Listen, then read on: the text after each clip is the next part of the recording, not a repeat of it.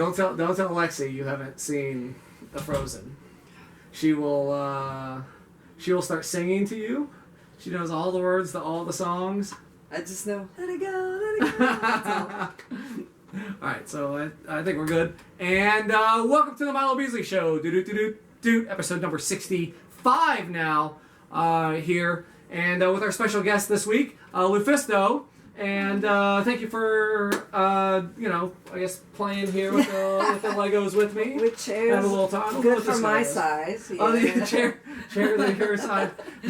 So I heard last night. So you're here in town with for Shine Wrestling. Shine, yeah. And we're hanging out at Casa de Lexi for Slammin' Ladies. Slammin' Ladies. Yeah. And so I guess we're here. I guess everyone saw this room last time with me and him, and we're back in it, and it's your size. So, but hey, new boots. New boots. So I heard last night. I wasn't able to attend the event, but I heard last night that you yelled at some people and told them you are the Yoda of pro wrestling. Is that something you normally tell people, No, or is that just something spur of the moment that came out? It was a spur of the moment because Jessica Havoc is way bigger than me, and you know how people usually say Havoc's gonna kill you, but I was surprised yesterday it did not happen. Like I was waiting for the chant, like for sure, like I'm smaller, they're gonna say, she's gonna kill me. It didn't happen, but I was on top of her and I was beating her down, and I saw some people, they were all standing like this. Right. And I'm like, oh, you thought she would have an easy night, right? And I'm out of nowhere just like, well, don't judge me by my size. I'm the Yoda of freaking wrestling. And then I went for a cover. It's like, what did I just say? That's a T-shirt. It is. You gotta get a T-shirt. I'm like, I'm as small and as old as Yoda, so that works. No, you're not old. I would have to turn my hair green. Yeah. How long have you been in the professional wrestling business? I started when I was 17. I'm now 35, so that's like 18 years. 18 years. Yeah, so that was about the same time. I'm 35. I started when I was 18. So you started 97, 98. Yeah, 97. Yeah. 97. And where did you so first off, how did you say, I want to get into the profession? Because 97, really women's wrestling wasn't like, there was no Shimmer, was no Shine, was no WSU, stuff like that, you know? So, how did you get involved in the business? Like, how did you, everyone has a different story. And I find origin stories to be the coolest thing. So how did you decide, I'm going to go to a wrestling school and start wrestling? Yeah, I mean, I was a fan when I was a little kid. I would watch it with my grandma. Like, I loved The Ultimate Warrior. He was my favorite when I was about 6 years old. And I just stopped watching wrestling. I was playing bass and singing in a band. And my drummer was watching wrestling every week. And he's like, you have to see this guy. He's amazing. He builds caskets. He puts people in. He was talking about The Undertaker. So it was 94, and it was the feud versus Yokozuna for the big casket match. And I started watching, and I was mesmerized by this man. Like, he's the Phenom, so he's like, I was like, wow, I love the character. I loved everything, like the storyline. Like, it was so much, like, I've always loved sport. I played baseball, played football. And I'm a big hockey fan, of course. Back then, like the Canadians, Patrick Roy was my idol. I loved him. And with wrestling, there was sport, there was entertainment, there was the characters, there was like almost like a soap opera. Right. So I really got hooked because of that storyline. So I would watch it every day, and I went back and found some old stuff of Undertaker, even like when he was Mean Mark Callis, and then I was buying everything about the Undertaker. And I was living in Canada back then, and there was not much wrestling stuff, so I would order stuff online from Coliseum Home Videos and T-shirts. Yeah, Lord Alfred Hayes telling you buy stuff on Coliseum Home Videos. I did listen to Lord Alfred Hayes. Like, I spent a lot of money. So, I was watching with him, and 94 is also the time where Alundra Blaze was there. Mm-hmm. And with Alundra Blaze, Luna, there's a strong, like a very, very important part of Quebec history through wrestling. The Vachons, the Rougeaus. Yeah. So, through Undertaker, I discovered Alundra Blaze, Luna Vachon. Mm-hmm. Then with Luna, I discovered Aunt Viviane, which was like one of the major legends from Quebec wrestling. And then happened Bull Nakano. And I'm like, I was way bigger back then. I was like close, like over if not over, like pretty close to 200 pounds of just fat. Like there was no muscle. It was fat. And I watched her, and she was moving quick. She was so dominating. And one of my friends was a big wrestling fan. She's like, I'm ordering tapes from Japan. And I discovered All Japan, Gaia Wrestling, Arsenal. Right. And that's where I got really, really hooked through the Japanese wrestling because of the feud that Alonzo Blaze had with Bull Nakano. Right. Very cool. Yeah, and like in beginning of 97, there's a school that opened in Sorel, which was my own town, for local wrestlers, not known, just opened up a school, and there was an old boxing ring. A boxing ring. A boxing ring, yeah. Oh, those are nice and fun to buy. A lot of my friends, including my friend Luke, who made me, like, who had the Japanese tape, he's like, I want to try. I'm like, okay, I'm going to try it too. And there's about 25, all male. Mm-hmm. And I would hear, it's not for girls, and my stepfather's home's like, this is not for girls, you're too fat, you're too small, you can't make it, and it got me so pissed. Right, and you're 17 years old. Yeah, and I'm like, watch me. I got pissed to the point where it was not only because I was such a big wrestling fan and I wanted to be like Bull Nakano, right. But I'm like, I want to prove everybody wrong, mm-hmm. that I can do this. So I joined the school. Yeah. Very cool. So now you're here. You've traveled the world. What was it like? So you watched Japanese wrestling, and that's what really got you in. When you went over there for the first time, like I know when I landed there for the first time, like it was just like, oh my God, I'm here, and then walking into Kurikan Hall is, oh my God. That was my first match. So your first yeah, Kurikan Hall was my first match in Japan. It was against Gami, and they paired me up with her because we had similar moves. Like a lot of my style is I started using the cannonball from a match that I've watched probably in 2000. Right. Somebody there, or the Tenru chop punch, mm-hmm. Combos and all stuff. I was inspired by Japan. We would do the same kind of moves, so they paired up together. And my first match in Japan was in Kurikan Hall. And just like you said, once I entered the building, there was that moment of, you're walking along those wood floors. Yeah. You see the green everywhere. Did it hit you? Or were you like, I have business to do, and then afterwards like, oh my God, I just did this? Yeah, or did it hit you as you were walking through the ring like, oh yeah, when I walked to the ring and I saw it was like packed, like there was so many people, and then everything written in Japanese, and the way they announce your name, I think it hit me when I was in the corner, and they say a bunch of stuff and you don't understand what they're saying. Then LuFisto, and I'm like, you go, oh, I'm here. This is real. I mean that's that's a heck of a experience that I wish more people were able to get. But man, like it is, when you're in that building for the first time, that is something very it is. It's hard to describe. It is very unique, and especially since.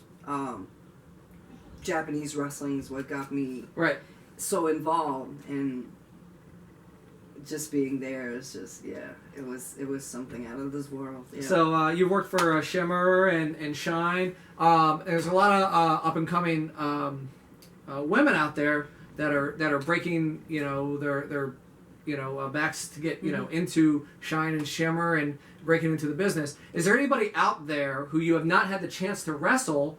Whether it be internationally or domestically here in the United States, that you haven't had a chance to wrestle yet, that you would like to?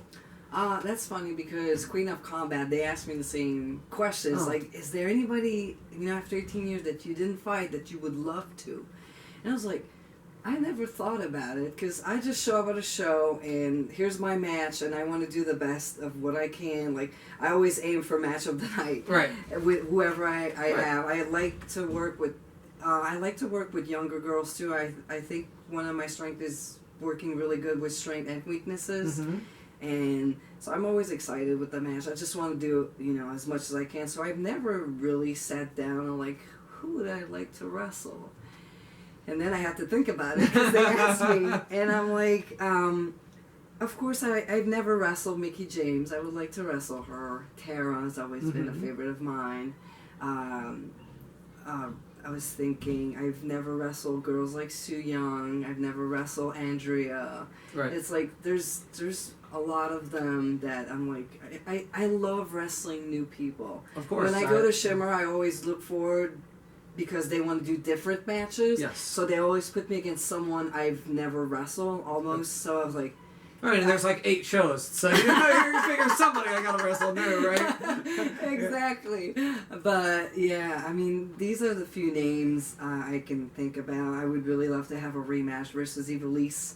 I think we had such good chemistry, and there was never a rematch. I mean, Ivelisse is a heck of a talent. She is, and there was such a good chemistry. Like, I've never met her before, and when we got to Shine, I think that year we were match of the year at Shine, and I would really love to repeat that. Like, yeah, I mean, she came from Tough Enough, and Tough Enough is something that you were trying to get into for the past several times, and then your name was just never called. Which I think, honestly, and I've said this publicly on social media, I think that's a shame. It is sad, but... do you... And obviously, you have the tattoos, you don't necessarily look like the prototype diva, but do you think that that's because that's what they're looking for, or do you think that maybe you might be better than, I don't want to, but I don't want to make you say anything, but do you think that it's because, like, so Tough Enough, was made for, folks who, hey, this is hard. This is hard work, and they want to show you how hard it is. But somebody like you with your experience and your skill, you might make it look too easy. Like, not a lot of people know that, and I didn't mention it, but they did call me, and I had an interview. But the last thing that was said is like, "Oh, don't you think you have way too much experience for this?" And I was like, right. "Yeah, damn it. Because the whole point, they want to make it. Well, it's called Tough Enough, so they want to be like, this is tough. But if you go in there and you do all the drills, and I get that, and I did train people, I do mentor people, so I was like, but she's like, why do you think you would fit in? I'm like, well, despite everything I did, you guys never looked at me. It's the first time I get some sort of call or notice, like I feel like I don't exist. This is the time for me to prove that, of course, I'm thicker, I'm different, but, like, I can bring experience, I can help the younger talents, I can, I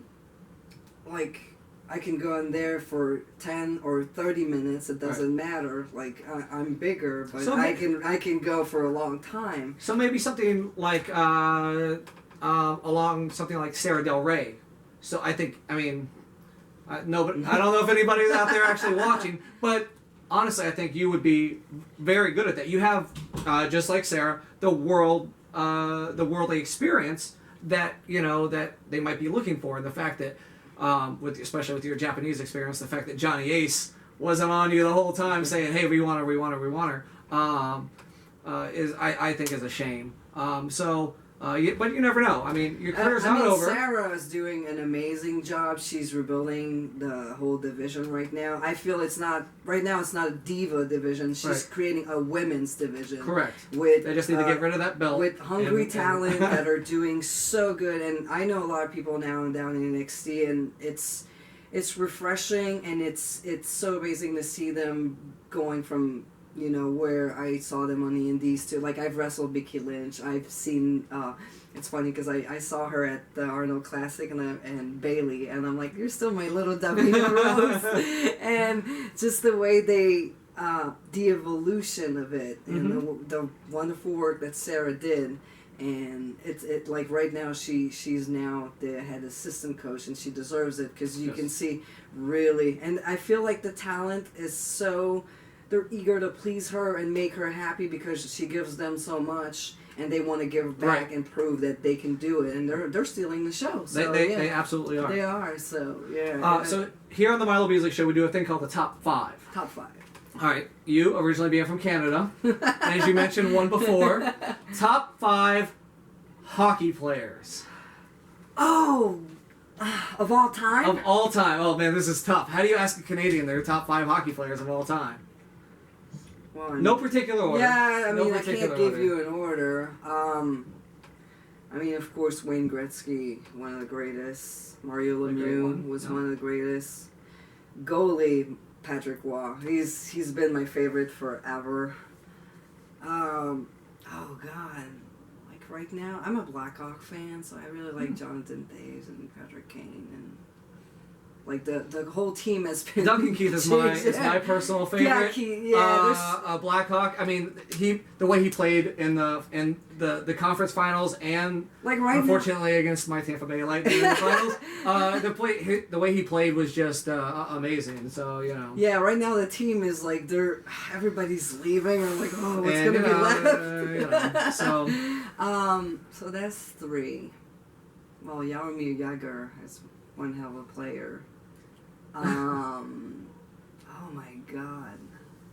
That's a tough question. I mean, in Montreal, he's a legend. Right. I mean, the Rocket Richard forever will be a legend.